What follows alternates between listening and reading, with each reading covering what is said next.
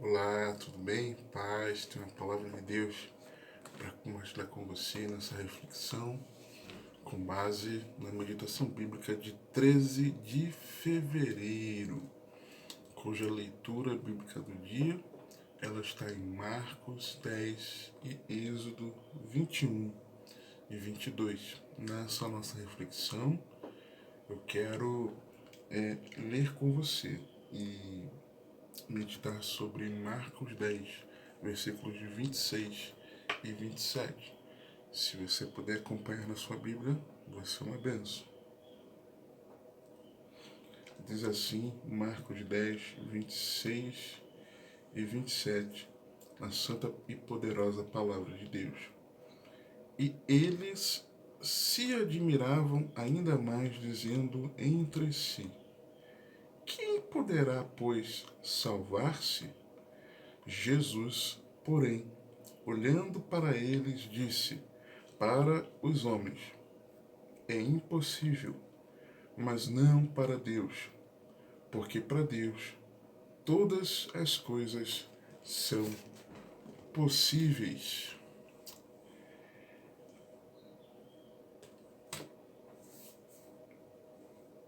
Quem poderá salvar-se?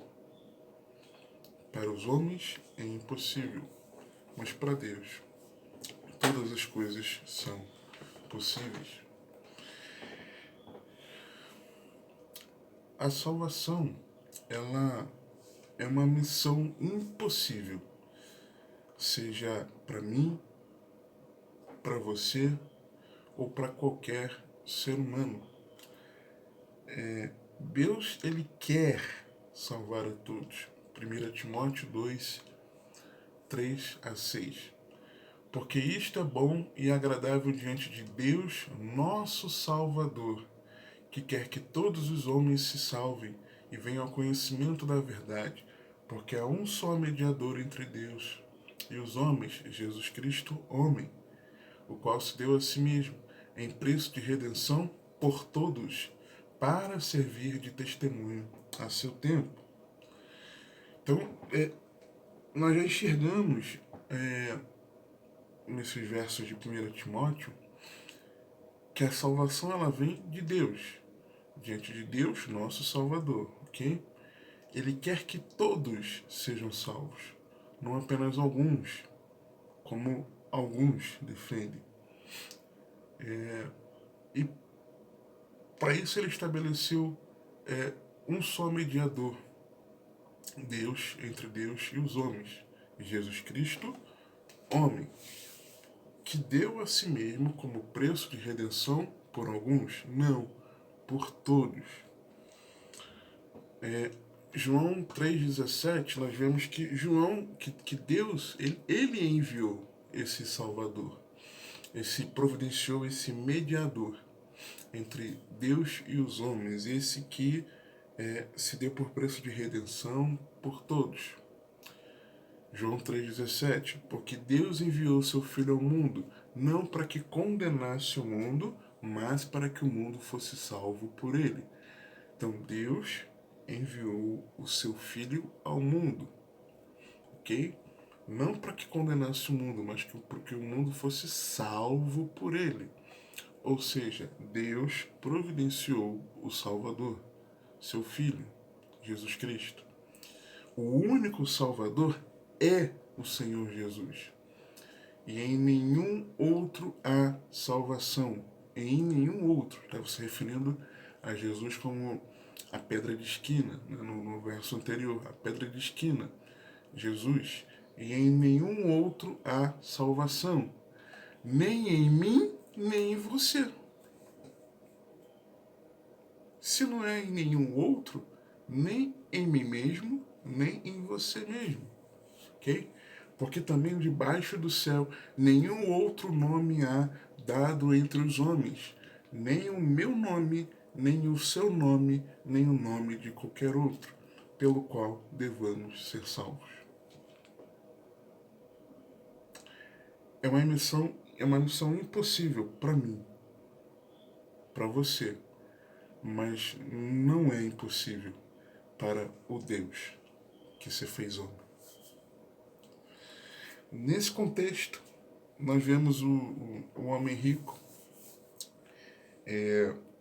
quando você coloca em paralelo os relatos de Marcos, Mateus, Lucas, nós vemos que além dele ser um homem rico, ele era um homem de posição social, de status, um príncipe no meio ali do povo, alguém proeminente.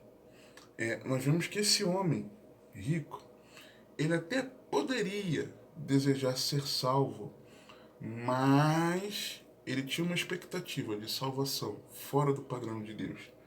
Versículo 17, Marcos 10, o texto diz: E pondo-se a caminho, correu para ele um homem, o qual se ajoelhou diante dele. Ele perguntou: Bom mestre, que farei para herdar a vida eterna? Você vê que alguém que correu até Jesus, ajoelhou-se diante de Jesus e se expressou, falou com Jesus. Talvez você até, de fato, tenha ido ao encontro de Jesus. Talvez você tenha até corrido para ir a esse encontro. Tenha tido uma predisposição de corrida indo até Jesus. Talvez você seja aquele até que de fato se ajoelha diante de Jesus. E você seja talvez aquele que se relacione, de certa forma, ou acho que está se relacionando, se expressando verbalmente com o Senhor. Mas talvez você seja aquele que reconheça Jesus apenas como um bom mestre, mas não como o Senhor. Durante o relato aqui, nós vemos Jesus falando com ele, respondendo, desenvolvendo um diálogo. E logo nesse início, quando Jesus ele já declara, porque tu me, versículo 18, né? E Jesus lhe disse: Por que me chamas bom? Ninguém há bom senão um, que é Deus. Então, já desse início, ele não reconhece, era para ele reconhecer que Jesus, ele era Deus. Porque no versículo 20, ele fala o seguinte: ele, porém, respondendo, lhe disse: Mestre, tudo isso tenho guardado desde a minha mocidade. Ou seja, ele não reconheceu que Jesus é o Senhor. E talvez você tenha ido a Jesus com disposição, correu, se ajoelha diante dele. Talvez você tenha os seus louvores a ele. Talvez em certo grau você tenha uma consciência, um reconhecimento de que Jesus veio te salvar, mas talvez de verdade no seu coração você não o reconheça como Deus.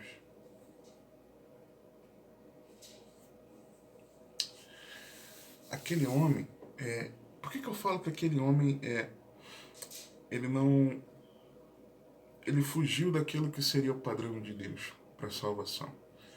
Primeiro que ele queria justificar a si mesmo, quando no versículo 20, quando ele diz que, olha, tudo isso tem guardado desde a minha mocidade. Ele estava querendo dizer que estava justificando a si mesmo. Mas Romanos 4, 24 e 25 nos diz: Mas também por nós, a quem será tomado em conta, os que cremos naquele que dentre os mortos ressuscitou a Jesus nosso Senhor, o qual por nossos pecados foi entregue e ressuscitou para nossa justificação. A nossa justificação, ela não se dá por conta das nossas atitudes, mas ela se dá por conta, ela é confirmada pela ressurreição de Jesus. Porque Jesus ressuscitou, porque o Pai não encontrou culpa alguma nele, e puniu o meu pecado o seu pecado sobre Jesus naquela cruz, satisfazendo plenamente a sua justiça. Por isso, o Pai o ressuscitou, e o ressuscitando, ele está atestando que os nossos pecados foram perdoados, foram justificados em Jesus. Então não tem como você justificar a si mesmo. Não tem como eu justificar a mim mesmo. Eu vejo que esse homem também, ele fugiu do padrão de Deus porque ele ignorou, desprezou o amor de Cristo. Quando no verso 21, o texto diz o seguinte: e Jesus, na parte A, e Jesus, olhando para ele, o amou e lhe disse. O amou e lhe disse. Eu vejo que ele desprezou o olhar amoroso do Senhor. Ele desprezou o amor de Jesus por ele. E talvez você também esteja desprezando o amor de Jesus por você. Segundo os Coríntios 5, 14 e 15. Porque o amor de Cristo nos constrange. O amor de Cristo. Julgando nós assim, que se um morreu por todos, logo todos morreram. E ele morreu por todos, para que os que vivem não vivam mais para si, mas para aquele que por eles morreu e ressuscitou.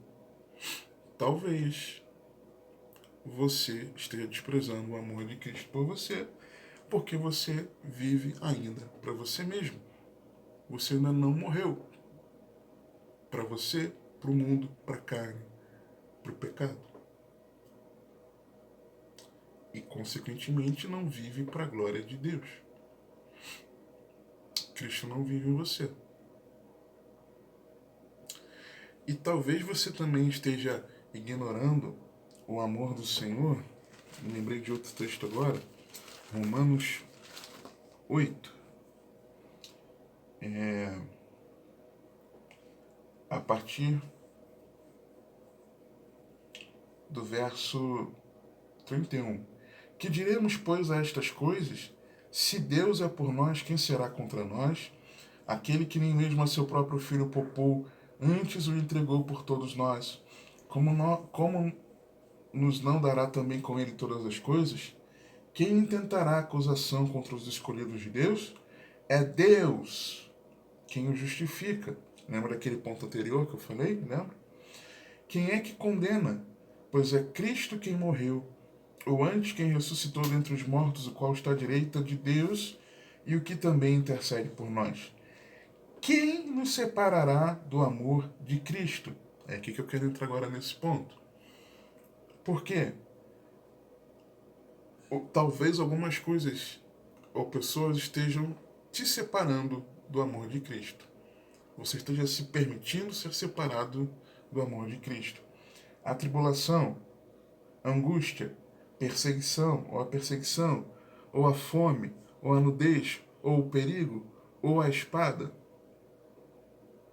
Será que alguma dessas coisas está fazendo você se distanciar do Senhor? A você no seu coração, a você negar o Senhor, a negar a sua fé em Jesus? Tribulação, angústia, perseguição, fome, nudez, perigo, espada.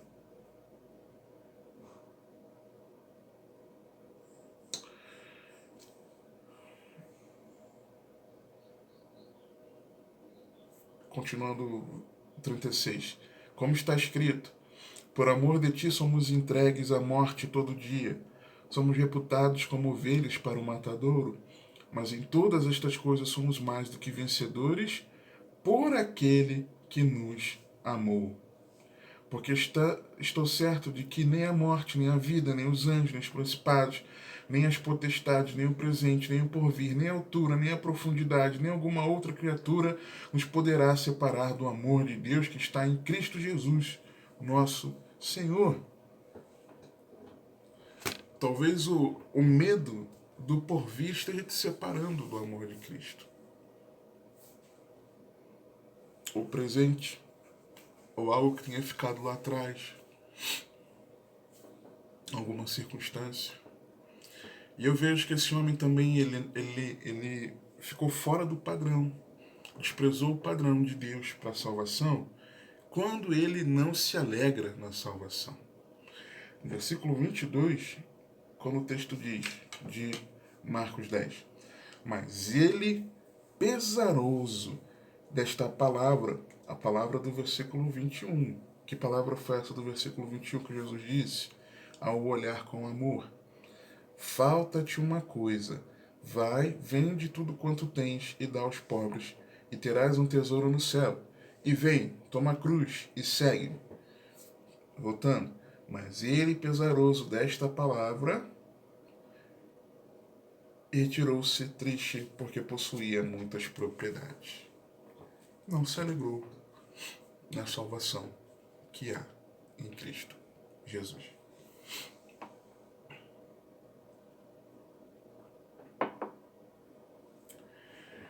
Não se alegrou na salvação em Jesus. Eu vou dar um exemplo, por exemplo, com o nascimento de Jesus, o anúncio do nascimento, Jesus sendo apresentado no templo, as pessoas quando encontravam o Senhor, elas sempre se alegravam por terem encontrado o Salvador.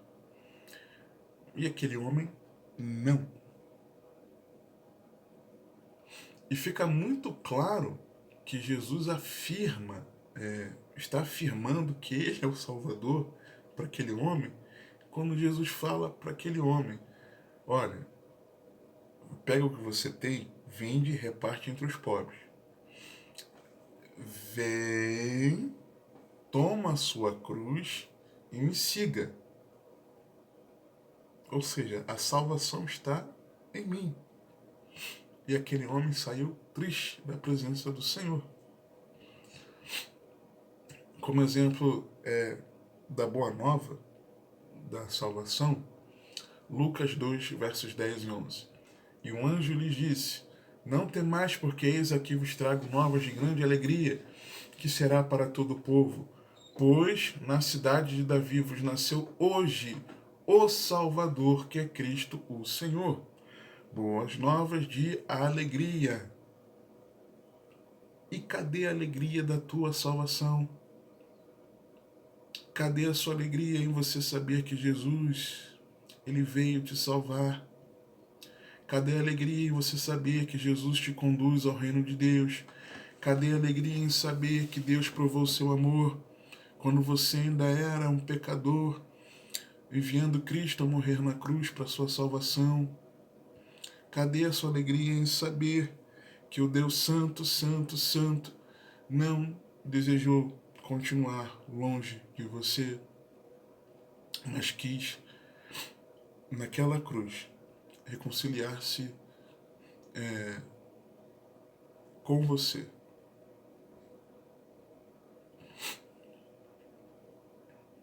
Cadê a alegria? Quando o seu prazer não é estar em Cristo, não é relacionar-se com Ele.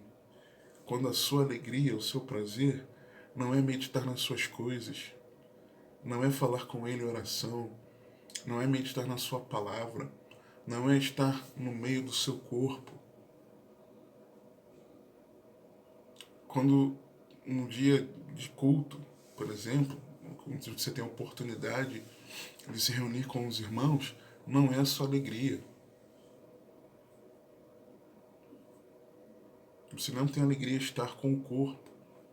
Você não tem alegria no culto público. Você não tem prazer no teu devocional. Você não tem alegria em seguir a palavra de Deus.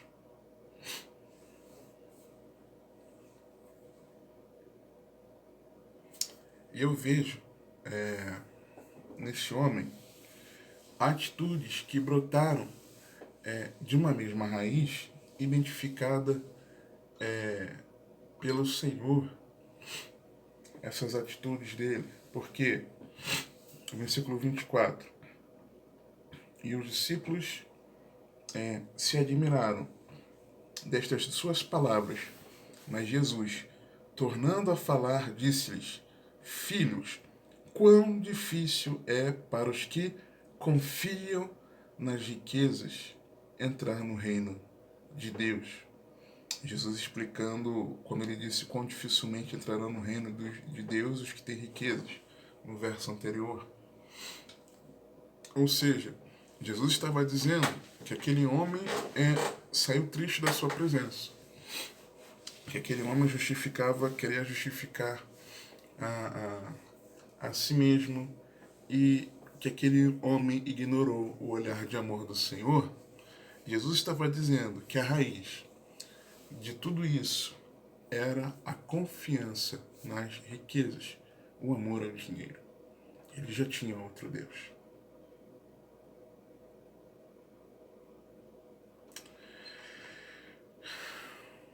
O que os discípulos chamaram de salvação, quando os discípulos perguntam quem poderá, pois, salvar-se, parte final do versículo 26 que li com você no início. Eles chamam de salvação, ok? O contexto nos aponta 3 aspectos que tem muito a nos revelar. Eles perguntam quem poderá, pois, salvar-se? O contexto nos mostra 3 aspectos dessa salvação que tem muito a nos ensinar. Primeiro, é o aspecto da vida eterna. Tem muito a nos ensinar e nos provam esses 3 aspectos que você não pode salvar a si mesmo. Eu não posso salvar a mim mesmo. Eu não posso te salvar. Você não pode me salvar. Primeiro aspecto, a vida eterna, no verso 17, quando ele fala: Bom mestre, que farei para herdar a vida eterna? Então, ele começa falando de vida eterna, o que os discípulos chamaram de salvação. E eu enxergo na palavra de Deus algumas coisas sobre a vida eterna, que a questão da vida eterna envolve você e eu termos a consciência dos 2 destinos. Mateus 25:46. E irão estes para o tormento eterno, mas os justos para a vida eterna. Só há 2 destinos: vida ou morte, salvação ou condenação, tormento ou vida. Só tem 2 destinos. E você precisa estar consciente desses 2. Vida eterna aponta para buscar a Cristo pela motivação certa. João 6, 26 e 27. Jesus respondeu-lhes e disse: na verdade vos digo, que me buscais, não pelos sinais que vistes, mas porque comestes do pão e vos saciastes. Trabalhai não pela comida que perece, mas pela comida que permanece para a vida eterna, a qual o Filho do Homem vos dará, porque a este o Pai Deus o selou. Talvez você esteja buscando a Jesus porque você está pensando na comida terrena, querendo vencer na vida. Pensar em vida eterna é não ter o coração nessa vida terrena. João 12, 25. Quem ama a sua vida, perdê-la-á. E quem neste mundo odeia a sua vida, guarda-la-á para a vida eterna.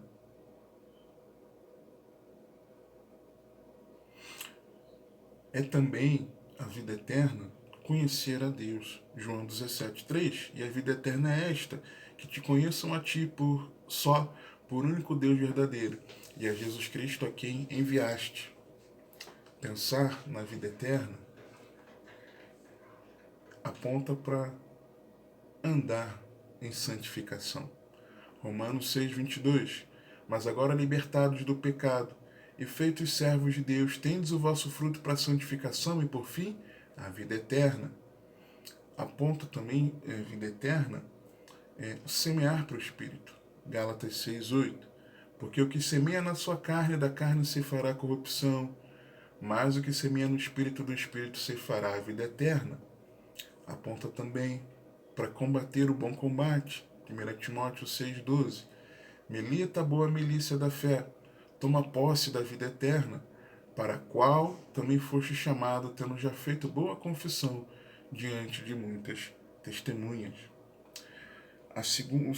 O segundo aspecto que eu vejo aqui da salvação é o tesouro no céu, no verso 21, quando Jesus diz vai, vende tudo quanto tem, dá aos pobres e terás um tesouro no céu.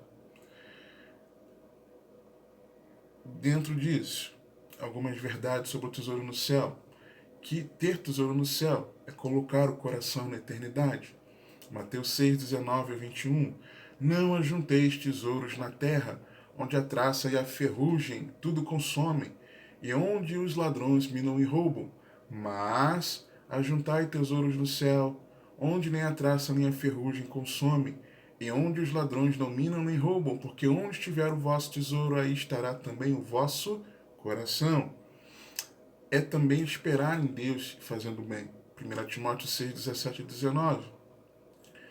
Manda aos ricos deste mundo que não sejam altivos, nem ponham a esperança na incerteza das riquezas, mas em Deus, que abundantemente nos dá todas as coisas para delas gozarmos, que façamos bem, enriqueçam boas obras, repartam de boa mente e sejam comunicáveis, que entesourem para si mesmos um bom fundamento para o futuro, para que possam se apoderar da vida eterna. Ter o bom tesouro, o tesouro no céu, é perseverar em Cristo. 2 Timóteo 1:12-14. Por cuja causa padeço também isto, mas não me envergonho, porque eu sei em quem tenho crido, e estou certo de que é poderoso para guardar o meu depósito até aquele dia. Conserva o modelo das sãs palavras, que de mim tens ouvido, na fé e no amor que há em Cristo Jesus. Guarda o bom depósito pelo Espírito Santo que habita em nós. É perseverar pelo poder do Espírito Santo. É também descansar em Deus, na sua palavra. Atos 20:32. Agora, pois, irmãos, encomendo-vos a Deus e à palavra da sua graça, a Ele, que é poderoso para vos edificar e dar herança entre todos os santificados. Encomendado a Deus, confiado, descansado em Deus e na sua palavra. Será que você confia em Deus, na sua palavra? Mas também ter tesouro no céu é manter a expectativa. Efésios 1:18. Tendo iluminados os olhos do vosso entendimento, para que saibais qual a esperança da sua vocação e quais as riquezas da glória da sua herança nos santos. Você precisa saber e ter essa expectativa. Terceiro e último aspecto que eu enxergo da salvação primeiro nós vimos a vida eterna. O segundo nós acabamos de ver é o tesouro no céu. E o terceiro é a entrada no reino de Deus. Caminhar além daquilo que era antes da nova aliança. Mateus 5:20. Porque eu vos digo que se a vossa justiça não exceder a dos escribas e fariseus, de modo nenhum entrareis no reino dos céus.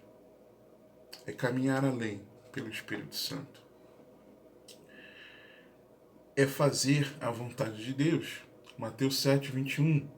Nem todo que me diz Senhor, Senhor, entrará no reino dos céus, mas aquele que faz a vontade de meu Pai que está nos céus. A entrada no reino dos céus aponta para converter-nos em humildade. Mateus 18:3, e disse: em verdade vos digo que se não vos converterdes e não vos fizerdes como meninos, de modo algum entrareis no reino dos céus. É também não ser hipócrita entrar no reino dos céus. Mateus 23:13. Mas ai de vós, escribas e fariseus, hipócritas, pois que fechais aos homens o reino dos céus, e nem vós entrais, nem deixais entrar os que estão entrando. Mais uma característica desse aspecto de entrar no reino dos céus, que é eliminar o que faz tropeçar. Marcos 9, 47, 48. E se teu olho te escandalizar, lança-o fora. Melhor é para ti entrares no reino de Deus com um só olho, do que tendo 2 olhos seres lançado no fogo do inferno, onde o seu bicho não morre e o fogo nunca se acaba. A entrada no reino dos céus nos aponta também para o novo nascimento. É necessário nascer de novo. João 3, de 3 a 5. Jesus respondeu e disse-lhe: na verdade te digo que aquele que não nascer de novo não pode ver o reino de Deus. Disse-lhe Nicodemos: como pode um homem nascer sendo velho? Pode porventura tornar a entrar no ventre de sua mãe e nascer? Jesus respondeu: na verdade te digo que aquele que não nascer da água e do Espírito não pode entrar no reino de Deus. Não pode entrar no reino de Deus. É também ser forjado em meio às adversidades de entrada no reino. Atos 14, 21, 22. E tendo anunciado o evangelho naquela cidade, e feito muitos discípulos, voltaram para Listra, Icônio e Antioquia, confirmando os ânimos dos discípulos, exortando-os a permanecer na fé, pois que por muitas tribulações nos importa entrar no reino de Deus. Ah, mas eu não quero sofrer. Isso não é vida cristã. Acorda. A entrada no reino dos céus, ela demanda abandonar o pecado. 1 Coríntios 6, 9 a 11. Não sabeis que os justos não hão de herdar o reino de Deus? Não erreis, nem os devassos, nem os idólatras, nem os adúlteros, nem os efeminados, nem os sodomitas, nem os ladrões, nem os avarentos, nem os bêbados, nem os maldizentes, nem os roubadores herdarão o reino de Deus. E é o que alguns têm sido, mas haveis sido lavados, mas haveis sido santificados, mas haveis sido justificados em nome do Senhor Jesus e pelo Espírito do nosso Deus. A entrada no reino dos céus, ela demanda não andar na carne. Gálatas 5, 19 a 21. Porque as obras da carne são manifestas, as quais são adultério, fornicação, impureza, lascívia, idolatria, feitiçaria, inimizades, porfias, emulações, iras, pelejas, dissensões, heresias, invejas, homicídios, bebedices, glutonarias e coisas semelhantes a estas, acerca das quais vos declaro, como já antes vos disse, que os que cometem tais coisas não herdarão o reino de Deus. A entrada no reino de Deus aponta para não temer a morte, nem a volta de Cristo. 1 Coríntios 15, 50 a 53. E agora digo isto, irmãos, que a carne e o sangue não podem herdar o reino de Deus, nem a corrupção herdar a incorrupção, ou seja, carne e sangue num corpo corrupto não pode entrar no reino de Deus. Como você pode temer a morte? Como você pode ter medo dessa pandemia ou de qualquer outra doença ou de qualquer situação que possa tirar a tua vida terrena? Você não está entendendo o Evangelho. Continua o texto. Eis aqui vos digo um mistério.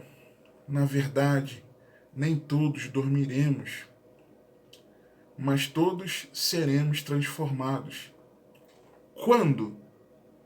Que nem todos dormiremos, mas todos seremos transformados? Teremos essa carne transformada. Num momento, num abrir e fechar de olhos. Vai ser a transformação, vai ser assim. Quando ante a última trombeta, porque a trombeta soará na volta de Cristo. E os mortos ressuscitarão incorruptíveis, e nós seremos transformados, porque convém que isto que é corruptível se revista da incorruptibilidade, e isto que é mortal se revista da imortalidade, para entrar no reino dos céus. É morrendo em Cristo, ou na sua vinda, estar nele. Mas se você não quer morrer, se você tem medo da morte, ou se você tem medo da vinda de Cristo porque você ama esse mundo, você não vai herdar o reino de Deus. E por tudo isso que eu falei com você, desses 3 aspectos da vida eterna, do tesouro no céu e da entrada no reino de Deus. Para mim, está comprovado que eu não posso salvar a mim mesmo. É uma missão impossível para mim. E eu espero que você tenha entendido também que é uma missão impossível para você. Como o versículos 26 e 27 que nós lemos. E eles se admiravam ainda mais, dizendo entre si, quem poderá, pois, salvar-se? Jesus, porém, olhando para eles, disse, para os homens é impossível, mas não para Deus, porque para Deus todas as coisas são possíveis. Deus pode. Ninguém pode salvar a si mesmo. A vida eterna, o tesouro no céu, a entrada no reino não são por nossas obras, mas exclusivamente vem de Deus. É Deus que nos dá a vida eterna. Romanos 6,23, porque o salário do pecado é a morte, mas o dom gratuito de Deus é a vida eterna por Cristo Jesus, nosso Senhor. É Deus que nos dá o tesouro no céu. 1 Pedro 1, 3, 4. Bendito seja o Deus e Pai de nosso Senhor Jesus Cristo, que segundo a sua grande misericórdia nos gerou de novo para uma viva esperança, pela ressurreição de Jesus Cristo dentre os mortos, para uma herança incorruptível, incontaminável, que não se pode murchar, guardada nos céus para vós. Também é Deus que nos dá o reino. Lucas 12, 32. Não temais, ó pequeno rebanho, porque a vosso Pai agradou dar-vos o reino. Para nós é impossível, mas não há impossíveis para Deus. Aleluia. Como? Como então, se eu não posso me salvar e você não pode se salvar, como então Deus pode nos salvar?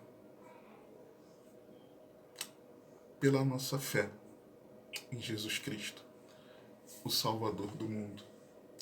Versículo 21, eu vejo claramente isso.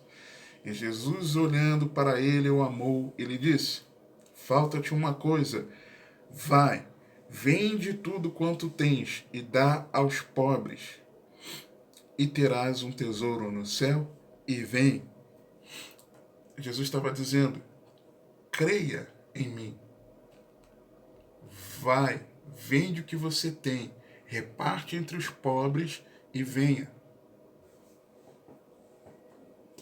Creia em mim. Mas também eu vejo, além da crença, a confiança no Senhor, quando ele diz, toma a cruz. Tomar a cruz é você estar disposto até dar a sua vida pelo Senhor, confiando que ainda que você morra nessa vida, você já passou da morte para a vida. Que você, nele, tem a vida eterna. Eu vejo a confiança em tomar a cruz. E quando Jesus fala, e segue-me, eu vejo o compromisso de você caminhar aqui na terra segundo os ensinos de Cristo, segundo a palavra de Deus. É pela fé em Jesus. Efésios 2, 8. a 10. Porque pela graça sois salvos, por meio da fé. E isto não vem de vós, é dom de Deus. Não vem das obras, para que ninguém se glorie. Porque somos feitura sua, criados em Cristo Jesus, para as boas obras, as quais Deus preparou para que andássemos nelas. Salvar a si mesmo é uma missão impossível. É a minha missão impossível. É a sua missão impossível. Mas louvado seja Deus, que pode todas as coisas, e enviou o Salvador para que nós não estivéssemos mais separados dele, mas para que Jesus morresse naquela cruz, naquele madeiro, rendendo a sua vida, o justo pelo injusto, o santo pelo pecador, sofrendo a punição pelos meus pecados, pelos seus pecados, morrendo a morte que era minha, que era sua, para que nós vivamos a sua vida, fôssemos reconciliados com Deus, pudéssemos já desde aqui desfrutar da vida eterna, em comunhão com Deus, em comunhão com Cristo e na comunhão do Espírito Santo habitando em nós.